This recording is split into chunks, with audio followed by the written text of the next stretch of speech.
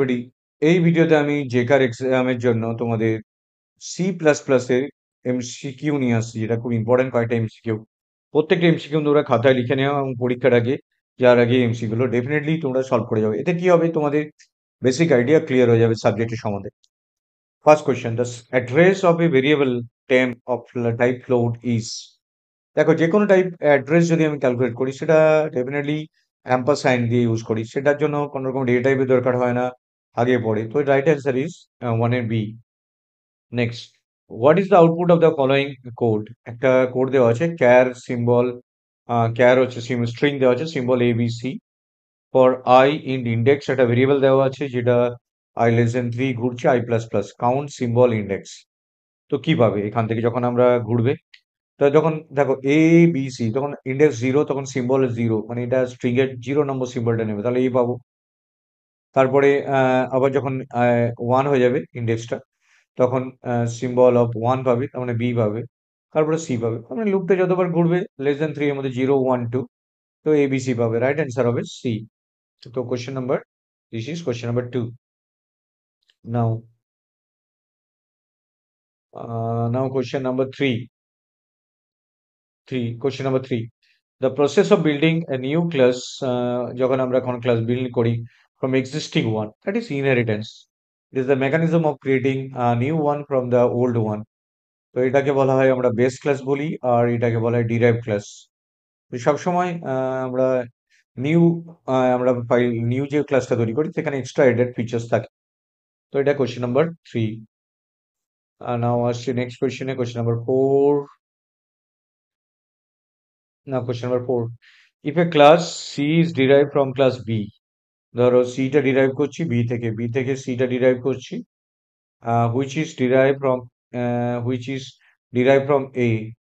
তো এটা যেটা বি তৈরি হচ্ছে, সেটা আবার এ থেকে ডিরাইভ করা হচ্ছে। Then C member function can access, তখন সি কি অ্যাক্সেস করতে পারে।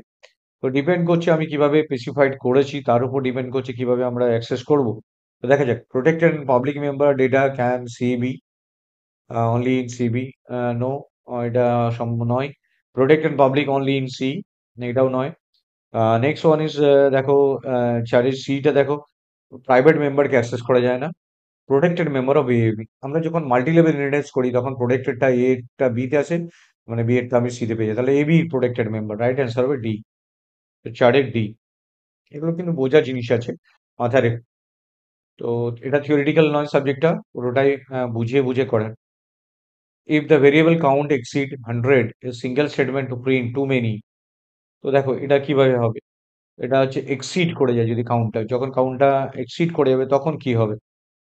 কাউন্ট লেস দেন 100 এর মধ্যে আছে, too many, no. Count greater than 100, যখন আমরা কাউন্টে গ্রেটার দেন 100 বলবো, তখন no. If count greater than 100, C out, too many. দেখো এইটা হতো, কিন্তু এখানে সি আউটের চিহ্নটা এইটা দিয়ে দিয়েছে। মনে রাখবে, যখন আমরা স্ক্যান করি তখন সি ইন গ্রেটার দেন হয়, আর যখন সি আউট করি তখন আমরা বাইরের দিকে পাঠিয়ে দিই। তো রাইট অ্যান্সার হবে সি। তো এই জায়গাটায় কিন্তু বোঝার বিষয়। এটা পসিবল ছিল, কিন্তু এটার জন্য আমি ক্যান্সেল করে দিলাম। এটা right answer C. Now question number 6, usually a pure virtual function বলতে কি বুঝি, যখন আমরা একটা ক্লাস নিই, ধরো এ, তো এখানে একটা আমরা প্রাইভেটে আমরা মেম্বার নিলাম, ডেটা মেম্বার, পাবলিকে আমরা একটা ফাংশন নিলাম, যেটাতে আমি নিলাম যেটা ধরো ভার্চুয়াল ভয়েড ডিসপ্লে। এরপর আমি এর বডিটা দেবো না কেন, বডিটা আমি চাইছি ডিরাইভ ক্লাস ওটাকে ইনহেরিট করুক, তাহলে ইকুয়াল টু 0 দিয়ে দেবো, তাহলে জানবে এটা পিওর হয়ে যাবে। জাস্ট বডি নেই, মানে ইকুয়াল টু 0 দিলে ভার্চুয়াল ভয়েড ডিসপ্লে ফাংশন চিহ্ন ইকুয়াল টু 0, তাহলে এটা পিওর ভার্চুয়াল ফাংশন হবে। ক্লাস বি ওটাকে ইনহেরিট করতে পারবে with the help of publicly, যদি করেও পাবলিকলি, তারপর তুমি ক্লাসটাকে এখানে ডিফাইন করবে, বডিটাকে ডিফাইন করবে। তো রাইট অ্যান্সার ইজ ডেফিনেটলি 6-এর আমার পাচ্ছি। আহ, এখানে is defined only in derive ক্লাসে যদি ডিফাইন করি, তো আমরা কখনোই আমরা হ্যাজ কমপ্লিট বডি, এটা তো নয়, ইউল নেভার বি কল্ড, এটা নয়। আমরা ডিরাইভ ক্লাসে সেই বডিটাকে ডিফাইন করতে হবে, কারণ এখানে শুধু আমি ইকুয়াল টু দিয়ে ছেড়ে দেবো। এবার আমি এখানে ভয়েড ডিসপ্লেটা যখন করব পাবলিক সেকশনে, তখন সেটাকে বডিটাকে আমরা ইউজ করতে পারবো। তো পুরো নামটা এখানে জাস্ট নাম দিয়ে ছেড়ে দিলাম, বডিটা এখানে ডিফাইন করলাম। তো 6-এর D. Now, question number 7. To perform stream IO with Dix file in C++, you should আমরা যখন stream IO ইউজ করব তখন আমরা কি ইউজ করব? ফাইল ম্যানেজমেন্ট সিস্টেম এটা যখন আমরা করি এটা মেনলি দেখো কি হবে open and close file as procedural language আমরা ফাইলটা ওপেন অ্যান্ড ক্লোজ করে দেবো নাকি আমরা use class derive from iOS definitely input output stream যেটা থেকে ইউজ করবো রাইট অ্যান্সার হবে এটা বাকিগুলো দেখার দরকারই নেই next question number 8 overloading overloading কখন হয় ওভারলোডিং মানে আমরা একটা ক্লাসের মধ্যে ধরো অনেকগুলো মেথড আছে যেটা ফাংশন বলি আমরা ধরো পাবলিকের মধ্যে আমি একটা ভয়েড ডিসপ্লে করলাম ভয়েড অ্যাড করলাম উইথ নো আর্গুমেন্টস তার মানে বডিটা করে লিখলাম কাজ করলাম ভয়েড অ্যাড ইন্ট ইন্ট এ প্যারামিটার পাঠালাম তো বিভিন্ন ধরনের প্যারামিটার পাঠিয়ে আমরা একই নামে বিভিন্ন কাজ করাতে পারি তো কোনটা দুটো প্যারামিটার এভাবে তো মেনলি নামটা সেম বাট কাজগুলো আলাদা তখন আমরা কি করি মেনলি দেখো require a class with overloaded operator no require a class with overloaded no allow us to create object that acts syntactically syntactically allow you to create object that act syntactically like function right answer is C so definitely different syntactically হবে now on question number 9 দেখো x equal to y দেওয়া আছে if x equal to y 5 equal to 2 then এটা কমা দিয়ে দেওয়া আছে x equal to 1 5 equal to 2 then x R y এর মধ্যে কি হবে বিটওয়াইজ অপারেটর ইউজ করতে বলছে তো আমরা x এর ভ্যালু হচ্ছে 5 তো 5 এর বাইনারি করে নেবো 1 2 4 8 তার মানে হচ্ছে 0 1 0 1 আর বাকিগুলো আমরা 0 0 0 দিয়ে 8 বিট করে নিলাম 2 মানে হচ্ছে 1 0 1 0 বাকিগুলো আমরা 0 দিয়ে 8 বিট করে নিলাম তো এবার XOR অপারেশন XOR এ আমরা জানি সেম ইনপুট হলে 0 ডিফারেন্ট হলে 1 ডিফারেন্ট হলে 1 হবে আর সেম হলে আমরা এখানে দেখো এটা ডিফারেন্ট আছে তো বাকিগুলো আমার 0 হয়ে যাবে তাহলে এখানে রাইট অ্যান্সার আমরা যেটা আছে এইটা প্রথমেরটাই দেখো পেয়ে গেছো একদম সিম্পল লজিক প্রথমে বাইনারিতে কনভার্ট করবে 8 বিট করে নেবে দেখো সেম ইনপুট মানে 1 0 তে 1 1 0 তে 1 1 0 প্রত্যেকটা সেম ইনপুট হলে 0 ডিফারেন্ট হলে 1 এই দেখো এগুলো ডিফারেন্ট আছে তাই তিনটে 1 হচ্ছে তো এটা রাইট অ্যান্সার তো এটা কোশ্চেন নাম্বার 9 পেয়ে গেলাম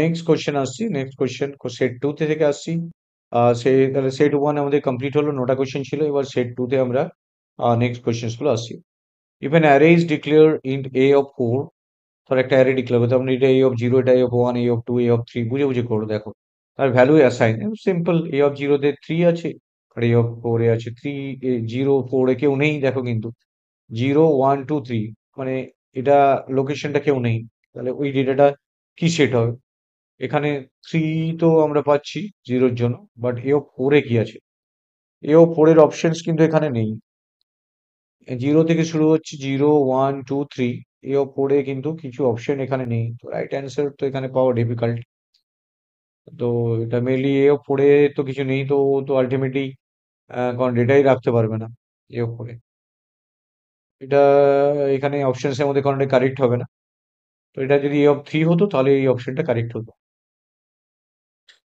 next question question number 2 the mechanism of deriving class from another derived class একটা ডিরাইভ থেকে আরেকটা ডিরাইভ তার মানে কি আমরা মাল্টি লেভেলে চলে আসছি দ্যাট ইজ 2 এর সিটা মানে একটা থেকে আরেকটা একটা থেকে একটা ডিরাইভ হয়েছে তারপর থেকে আরেকটা ডিরাইভ হচ্ছে মাল্টি লেভেল ইনহেরিটেন্স আসছে run time polymorphism achieve run time polymorphism আমরা কি দিয়ে অ্যাচিভ করি তো ডেফিনেটলি রান টাইম পলিমরফিজম আমরা ভার্চুয়াল ফাংশন দিয়ে অ্যাচিভ করি ভার্চুয়াল ফাংশনটা থ্রু দিয়ে আমরা পার্টিকুলারলি রানের মুভমেন্টে যে ফাংশনটা এক্সিকিউট করাবো সেটার কাছে আইডেন্টিফাইড হয় তো এটা খুব ইম্পর্টেন্ট একটা concept virtual function next set 2 এর question number 4 the function call mechanism that passes the argument to a function by passing the copy of the value of the argument তো copy of the value of the argument pass করি কিভাবে that is call by value আমরা যখন address পাঠাই that is call by reference আর যখন আমরা value পাঠাই call by value next question number 5 in C plus plus dynamic relation accomplish with operator new operator দিয়ে করি আমরা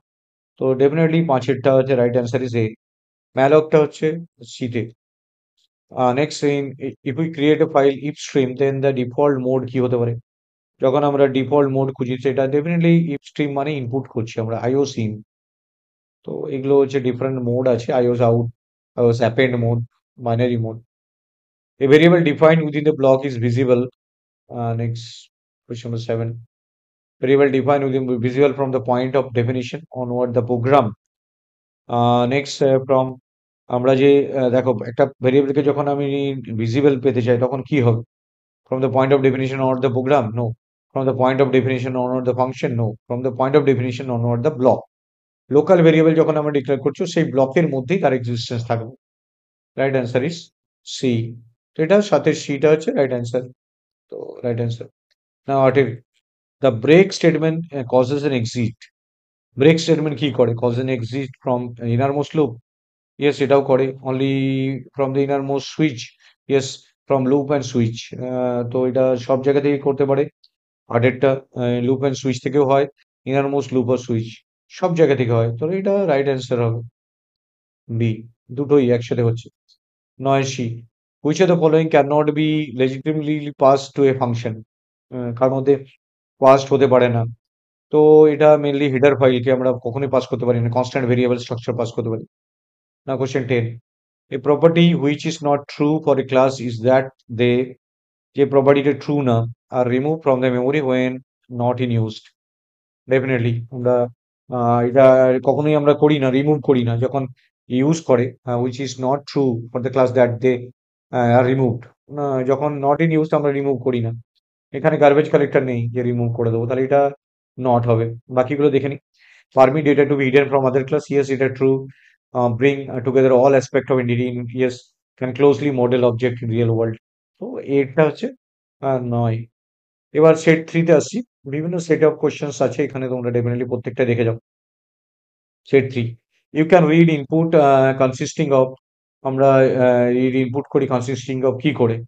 তো যখন আমরা মেনলি সিন দিয়ে আমরা ইউজ করি তখন আমরা মেনলি এটা সি আউট দিয়ে হয় না, এটা no cin get with one argument, no cin get with two arguments. That is right answer is C. Now the keyword friend does not appear. Friend কোথায় অ্যাপিয়ার করে না? দেখো, the class allowing the access to another class? No, the class desiring access to another class. হ্যাঁ, the keyword friend does not appear. Next আমরা question থ্রিতে আসছি। Next কোয়েশ্চেনটা question three. তো the process of building the new class from existing, এটা definitely same question বারবার আসছে। That is inheritance. যখন নিউ ক্লাস করি এক্সিস্টিং ক্লাসটা থেকে, definitely inheritance. Right answer is three C B. Now চার question number 4. If we want to show many large object structure, that would be most efficient. Place them in array and sort? No. Place pointer to them and in an array and sort the array. Definitely right answer is চারের B.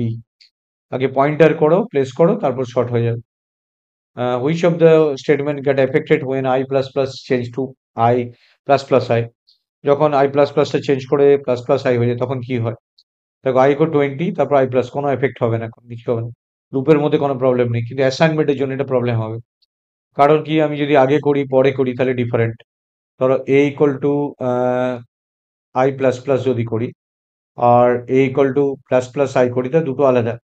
এটার ক্ষেত্রে কি হয়, এর মান I আগে নিয়ে নিবে তারপর আইটা বাড়বে। এটার ক্ষেত্রে হবে কি, আইটা আগে বাড়বে তারপরে এর মান আপডেট হবে। দুটো আলাদা কনসেপ্ট। তো right answer is definitely C. Next question দেখো। A friend function to a class cannot access. Friend function কি করে? দেখো, friend function to a class আমরা কি করি? Private member data member? No, এটা হবে না। Public data member and member function? No, এটাও নয়। মানে ক্যানট অ্যাক্সেস বলছে। Protected data member and member function? Right answer definitely protected data member and member function. No. Now question number 6. A friend function to a class C cannot access private data member and এটা cannot access বলেছে, এটা নয়। Public data member and members? No. Protected data member? No. The data member of the derived class of C? Right answer হবে D, এটা 6 D। তো next question আসছি, question number 7। The operator that cannot be overloaded. Scope reducer অপারেটরকে overload করা যায় না, কোনোভাবেই করা যায় না। Next question, the struct is the same as class except। struct আর ক্লাসের মধ্যে সেম, অনেকটাই সেম, except কি? except all member are public। structure all member public। right answer is B। অনেকটাই same. no member, there are no member functions। এটা all member are public, cannot be inherited, definitely does not have pointer. So right answer is public, all member are public. নয়ের এবার দেখো, নয়ের কোয়েশ্চেনটা হচ্ছে pure virtual function have আইডেন্টি redefine in the inherited class, cannot have public access specifier. তো এটা যেটা বলছে পাবলিক অ্যাক্সেস স্পেসিফায়ার আমরা করি না, বাট আমাদের মেইনলি যেটা করি রিডিফাইন করি। রাইট অ্যান্সার হবে have to be redefine in, কারণ যখন ভার্চুয়াল ফাংশনটা ক্রিয়েট করি সেটা বেস ক্লাসে ডিফাইন করি না, ডিরাইভ ক্লাসে ডিফাইন করি। নেক্সট কোয়েশ্চেন আসছি আমরা, নাম্বার 10। তো দেখো এই কোশ্চেন্স গুলো তোমরা ডেফিনেটলি প্রত্যেকটা দেখে যাবে। An additional information sent when an exception is thrown, যখন এক্সেপশন হয় তখন কি হয়? তো আমরা যখন exception try throw catch use করি, ট্রাইয়ের মধ্যে যেখানে প্রবলেম হয় সেখান থেকে আমরা করি, তারপর সেখানে থ্রো প্রবলেমটা আইডেন্টিফাই করি, তারপর থ্রো করে তারপর ফাইনালি আমরা ক্যাচ করি। তো এটা কি হয়? তো a throw keywords no a function that cause errors no catch an object of the exception class. Right answer is 10-এর ডি। তো নেক্সট কোয়েশ্চেন আসছি আমরা,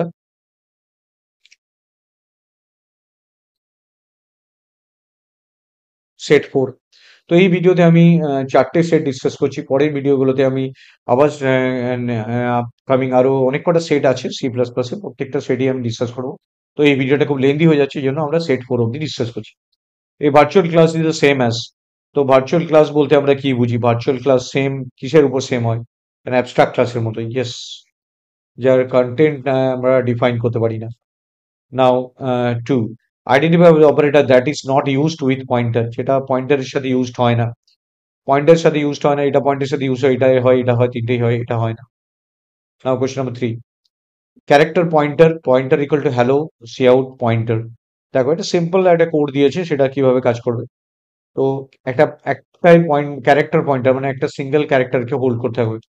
পয়েন্টার মধ্যে হ্যালো দেওয়া আছে, তার যদি প্রথমটাকে প্রিন্ট করায়, প্রথমেই ফার্স্ট লেটারটা প্রিন্ট করাবে এইচ, ফার্স্ট লেটারটা প্রিন্ট হবে, রাইট অ্যান্সার হবে H.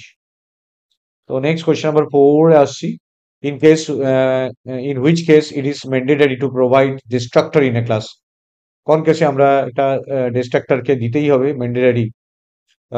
Option A which is almost in every class. Next one is B, a class for which two or more than two objects can be created. Now C, class for which copy constructor is predefined. Definitely এটার ক্ষেত্রে দিতেই হবে copy constructor. তো এটা mainly 4-এর যে কোশ্চেনটা হলো C এরটা রাইট অ্যান্সার হলো। Next, the member of the class by default are, the member of the class by default যে basically private.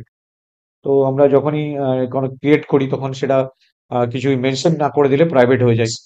Given a class book which of the following is not a valid, এটা valid, এটা এটা copy constructor use হয়, এটা valid, but এটা valid না, এটা কখনোই করা যায় না, কারণ ডাইরেক্টলি অবজেক্ট ক্রিয়েট করছি, এটা সম্ভব না, তো এটা নট ভ্যালিড।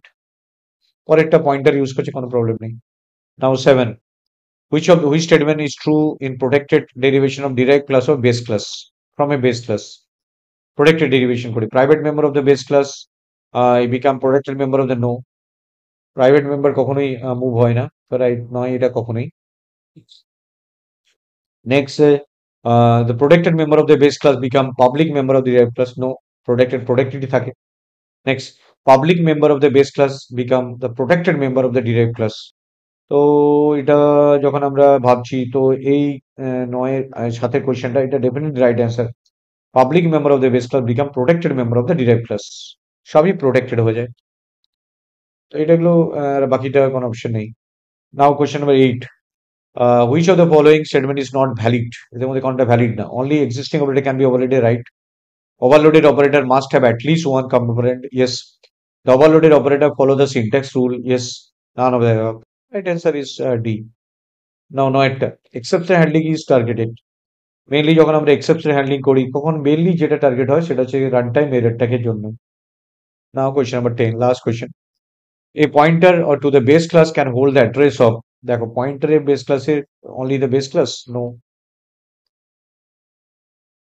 নেক্সট, দেখো next question, next, only the derive class object, যেটা ডিরাইভ ক্লাস অবজেক্টটাকে করবে, no. Base class object as well as derive class দুটোকেই করবে। দেখো পয়েন্টার যখন পয়েন্টিং করবে তখন base class object as well as derive plus object. তো এখানে আমরা সি এরটা রাইট অ্যান্সার হবে। তো এই ভিডিওতে আমি সি প্লাস প্লাসের 4টে সেট ডিসকাস করলাম। পরের আপকামিং ভিডিওতে আমি আরো কোশ্চেন নিয়ে আসবো। তোমরা চ্যানেলটা বন্ধু বান্ধবের মধ্যে ম্যাক্সিমাম শেয়ার করো যাতে অনেকের উপকার হয়। So thank you very much for watching this video. Share and subscribe it. Thank you.